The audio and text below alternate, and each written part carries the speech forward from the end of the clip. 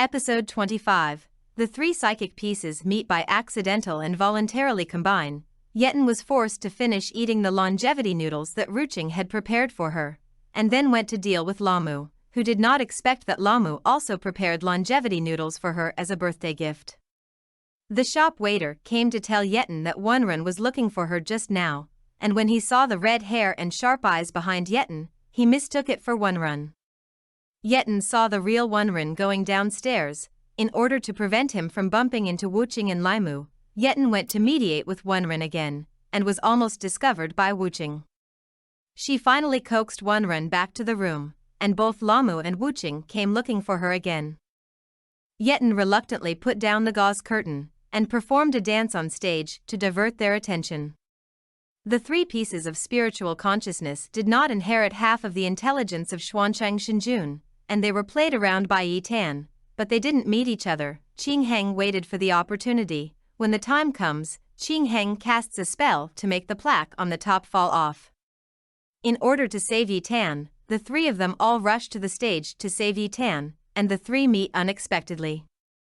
The three asked what was going on, and Qing Heng came out and explained that they were all three pieces of divine consciousness of Xuanchang Shenjun, and only by making them all fall in love with Yi Tan could the god be revived. The three of them asked Yetin for confirmation, and Yetin nodded in pain. This incident made the three pieces of consciousness unable to accept it for a while. When Xiaofeng woke up, Qing Kuei had already forgiven him, and she didn't need him to apologize to herself. She planned to go away with him and concubine Shui, away from the strife and turmoil of the Xinyuan clan. Xiaofeng agrees, and plans to take her mother and concubine to Baizuwu, which is the best place to hide at the end of the world. Yi Tan locked himself in the room, and slowly went to ask Qing Kuei for help, and the two came to accompany Yi Tan. Yi Tan decides to let these three pieces of consciousness decide their own future. If they are not willing to sacrifice for the resurrection of the god, then Yi Tan will take them to Baizuwu. Qing Kuei made an appointment with her to meet up at Mingchun Valley tomorrow. Yi Tan wrote 3 letters to each of them, and asked her to take them slowly to Lamu, Wuching and Wonrun. She will wait for them in Mingchun Valley tomorrow, and if they are willing to come, she will escort them to a safe place. Xiaofeng has the poison of Yingzhao on her body. She can know the location of Xiaofeng with a little spell. And then Yingzhao takes everyone to Mingchun Valley. Everyone didn't wait for 3 pieces of spiritual consciousness in Mingchun Valley, but they waited for Yingzhao and Xinyuan Jun, who topped the cloud. Ziwu calls for the little wolf cub to open the door and rushes to Mingchungo for support. Xiaofeng has no mana, and it is very difficult to deal with Xinyuan Jun.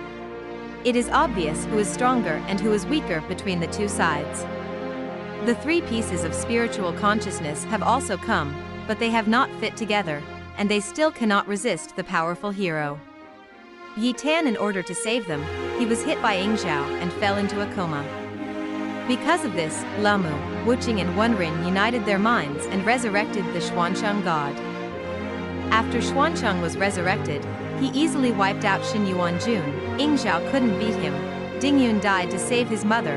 Xuanchang directly brought the comatose Yi Tan back to the god realm. Ziwu and Qinghang immediately returned to the god realm, and Xiaofeng and the others also left Mingchun Valley. Yetin woke up from a dream and found herself in Tianpeiwen. She learned from the slow mouth that Xuanchang Shenjun had been resurrected, and she immediately ran to Xiaolingdian.